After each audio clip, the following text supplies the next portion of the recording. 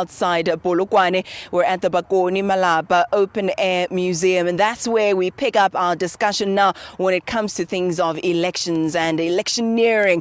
Now, according to the IEC, about 2.5 million people in Limpopo have registered to vote. Now, that's about 81.2% of the eligible electorate, indicating their willingness to participate in the upcoming polls. Now, let's discuss issues that will affect them. I'm joined by Mr. Lucas Nemutanzhela. He's a resident analyst at the University of Limpopo School of Economics and Management. A very good morning to you, sir. Thank you so much for your time.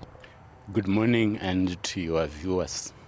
Now, the Democratic Alliance has indicated that these elections are a possible catalyst to the realignment of politics in South Africa. So they take a national look, but I'd like to look more provincially. With the emergence of EFF and Arang South Africa, whose leaders both hail from Limpopo, do you think that these elections could be a watershed moment that would lead to the change in political landscape here in this province?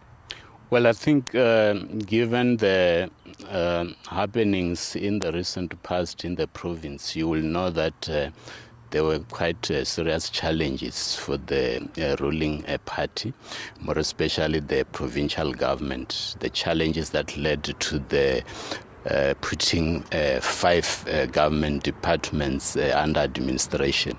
But I think there has been quite damage control. You will know that the Provincial Executive Council was dissolved, and there was an interim structure put in place to try and put things back together. And we have seen recently the elections, out of which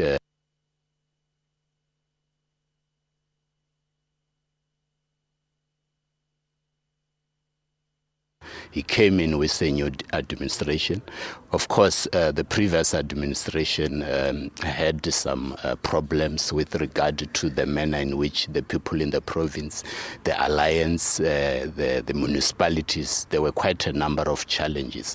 So by way of dissolving the previous Provincial Executive Council and holding a new elections, one can say that they have now tried to unite the province coming to the coming elections.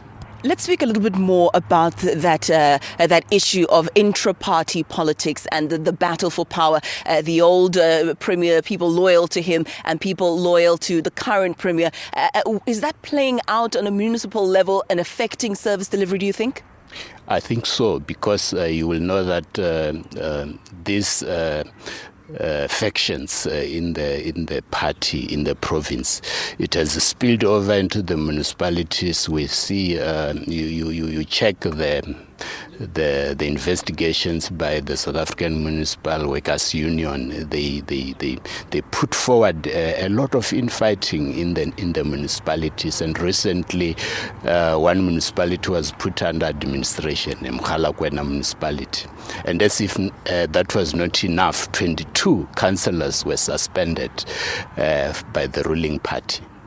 So it continues. But has the ANC done enough, do you think, over the last 20 years to develop this province, to even keep the loyalty of the electorate, if I can say that? Have they done enough to solidify their position in this province?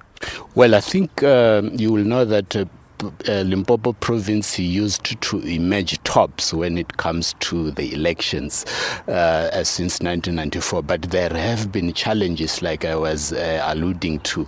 So I think given those challenges, one can safely say the support will not be as in the past. I think there will be a change during this coming election, given the challenges that I have alluded to, given the fact that you have emerging parties like the EFF, like Arang South Africa, and the DA also, and the other small parties that are also registered to participate in these coming elections. I think there will be a dent. It might not be as strong as one would expect, but I think it will not be like it used to be. The Democratic Alliance launching the election manifesto in this province as well. You touched on You touched on around South Africa. Do you care to share your predictions? How do you think the various parties, including the ruling party, will divide the spoils?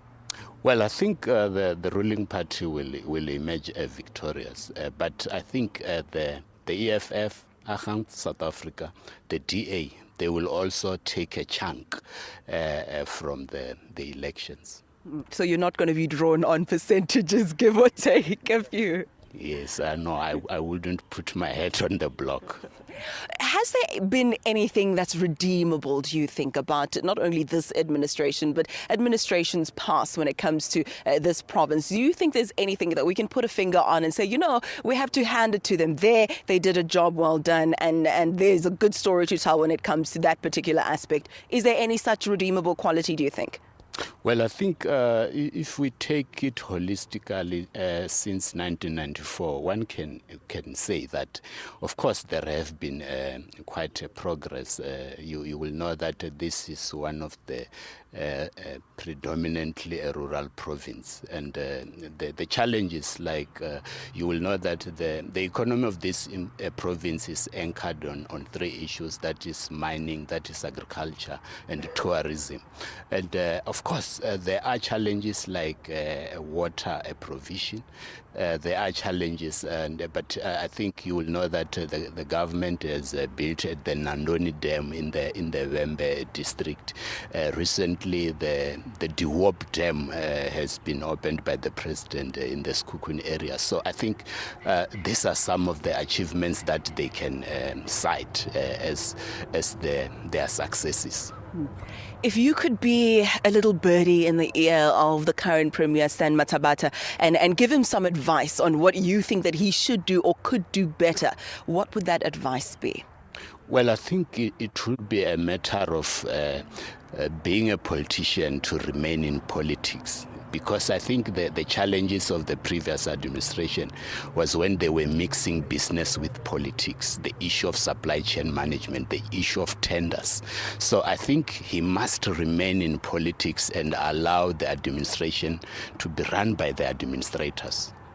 Let's leave it there. Thank you so much for that advice, and we'll have to leave it there for just a moment or so. We will be going deeper into those issues, by the way, procurement issues, tender processes, textbooks, talking about things that start with a T, tender textbooks. We'll be speaking about all that and more in just a moment, and also asking that question of what happened to those officials who were found wanting and led to 5 departments being put under administration. Was some of that money recovered? What happened to them in terms of punitive measures? All that and more we'll be discussing in just a moment. Do stay with us.